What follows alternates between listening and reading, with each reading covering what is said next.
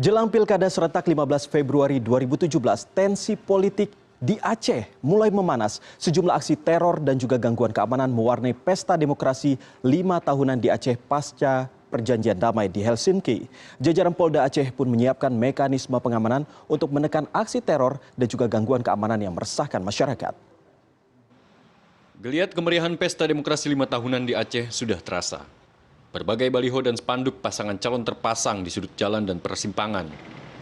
6 pasang calon gubernur Aceh akan bertarung 15 Februari 2017 untuk meraup suara rakyat Aceh. Namun kemeriahan pilkada di Aceh diwarnai aksi teror dan kekerasan terhadap pasangan calon dan pendukungnya. Sejak ditetapkan menjadi pasangan calon gubernur September lalu, sejumlah aksi teror mulai meresahkan masyarakat Aceh.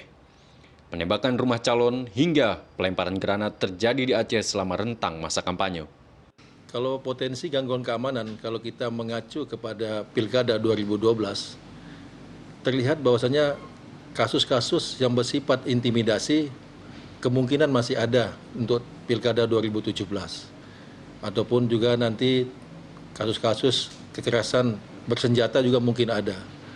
Tapi langkah-langkah kami sudah melakukan suatu mapping dan juga pola kegiatan pengamanan melalui deteksi dini, tugas-tugas yang bersifat preventif, sampai nanti penegakan hukum terhadap pelaku kejahatan atau tindak pidana pilkada.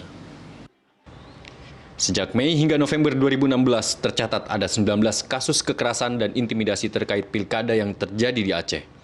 Kamis 17 November, rumah calon gubernur Aceh, Tarmizi Karim, usungan Partai Golkar, Nasdem, P3 dan PKPI, ditembak orang tak dikenal. Sebelumnya, posko pemenangan calon wakil Bupati Bener Meriah, T. Islah, dilempar granat. Pilkada 2017, Polda Aceh akan mendatangkan bantuan personil dari Mabes Polri. Pesta demokrasi 5 tahunan sejatinya bukan hanya semata-mata memilih pemimpin, namun harus bisa menciptakan rasa aman bagi masyarakat yang memilihnya. Akbar Junisa Surya, Banda Aceh. Cegah ancaman teror kelompok radikal, Polri kembali galakan program kontra radikal dan deradikalisasi di sejumlah daerah yang dianggap rawan. Program kontra radikal yang melibatkan elemen masyarakat ini bertujuan untuk memberikan pemahaman ancaman teror yang ada di Indonesia. Di hadapan puluhan elemen masyarakat dan pemuka agama, jajaran kepolisian Polda Aceh memaparkan kondisi keamanan pasca teror yang melanda Indonesia. Polri menilai Provinsi Aceh merupakan salah satu daerah yang dianggap rawan yang berpotensi menjadi basis kelompok radikal. 8 tahun silam, Gunung Jamin di Kabupaten Aceh Besar menjadi tempat pelatihan militer kelompok Ansarut Tauhid pimpinan Abu Bakar Ba'asyir.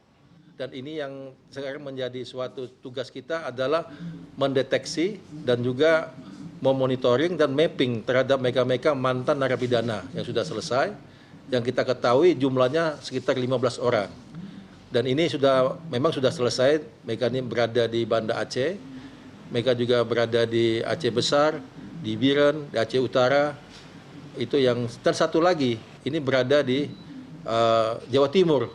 Tapi kegiatan-kegiatan mereka ini terus kami monitoring dan evaluasi, kemungkinan ada perubahan-perubahan atau perpindahan-perpindahan tempat. Juga termasuk kemungkinan mereka ini melaksanakan kegiatan-kegiatan yang menjadi suatu ancaman terhadap NKRI. Bapak tadi sudah katakan. Dalam sosialisasi tersebut, sejumlah pemuka agama di Aceh menginginkan optimalisasi peran Babin Kamtibmas Kepolisian sebagai penyampai pesan dari masyarakat.